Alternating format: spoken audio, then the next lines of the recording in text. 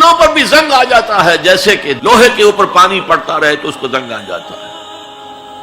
پوچھا گیا فما جلاؤہا یا رسول اللہ، اے اللہ کے رسول ہماری تلواروں کو زنگ لگتا ہے، ہم پالش کرتے ہیں، سیکل کرتے ہیں، وہ پھر چمک اٹھتی ہیں، تو دل پر اگر زنگ آ جائے تو اس کا علاج کیا ہے؟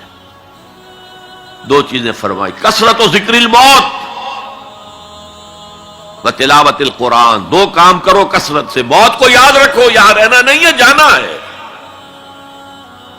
یہ ہمارا گھر نہیں ہے، یہ ہماری منزل نہیں ہے، ہمارا اصل گھر جو حضور نے فرمایا انما الدنیا خلقت لکم وانتم خلقتم للآخرہ، یہ دنیا تمہارے لیے بنائی گئی، تم آخرت کے لیے بنائے گئے ہو۔ اسی لیے حضور نے فرمایا کن فی الدنیا کانک غریب وعابر السبیل، دنیا میں ایسے رہو جیسے راہ چلتے مسافر ہو یا اجنبی ہو۔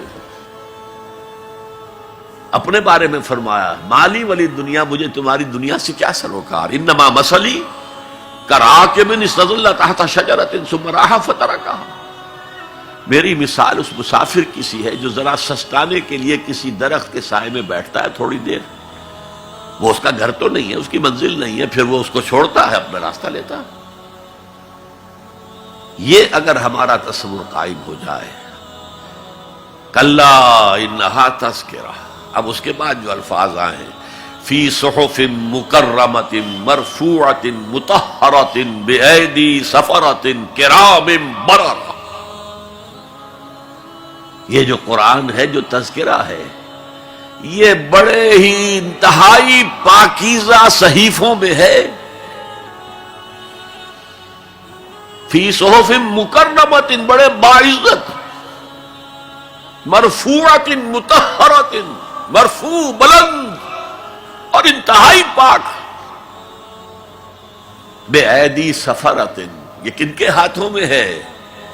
لکھنے والے وہ فرشتے، بے ایدی سفرۃ کرام بررہ، جو نہایت باعزت ہیں، بہت وفادار ہیں اللہ کے۔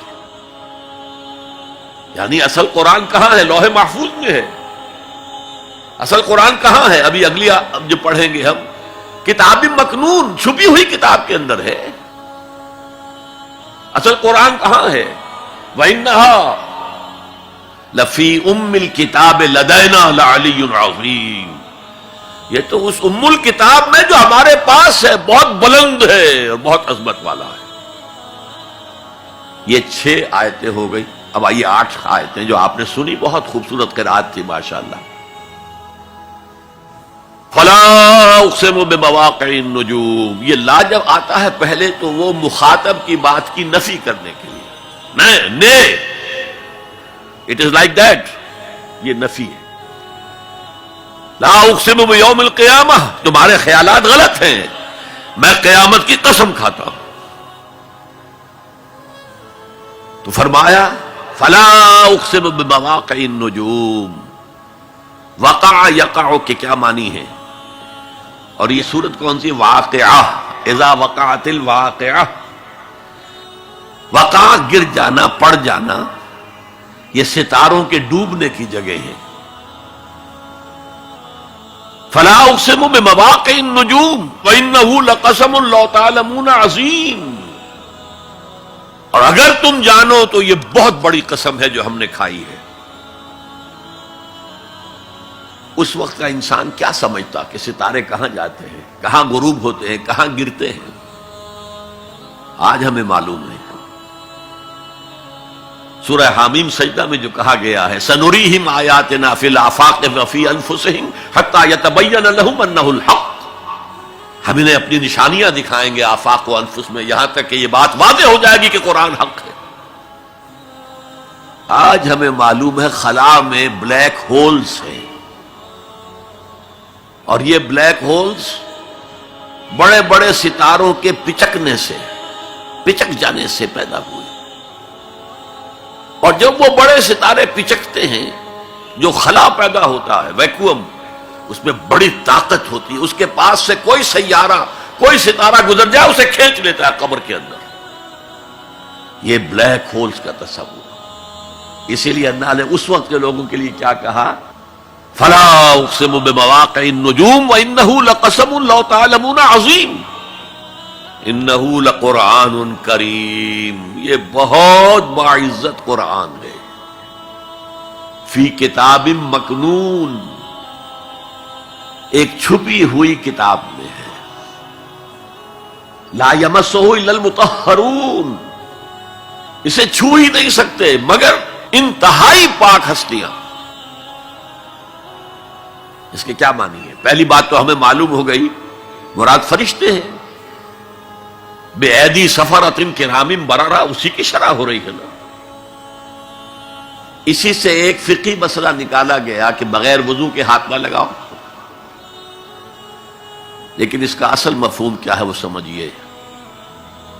قرآن کی روح تک کوئی نہیں پہنچ سکتا جب تک کہ تزکیہ نفس نہ ہو گیا۔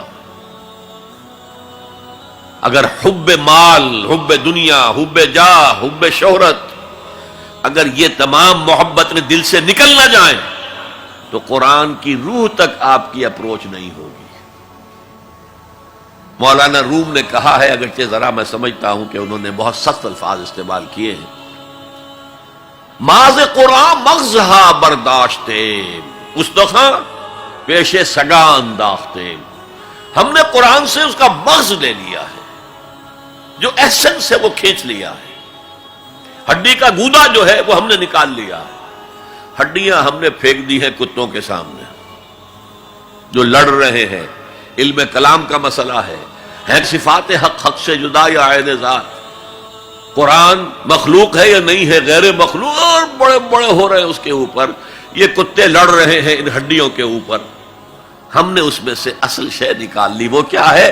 اللہ کی محبت، اللہ کی معرفت، یہ ہے اصل شے۔ معاذ قرآن مغزہ برداشتے استخاں پیش سگاں انداختے۔ تو جب تک انسان کا باطن پاک نہ ہو جائے وہ قرآن کے چھلکوں سے کھیلتا رہے گا، چاہے وہ کہنے کو مفسر ہو،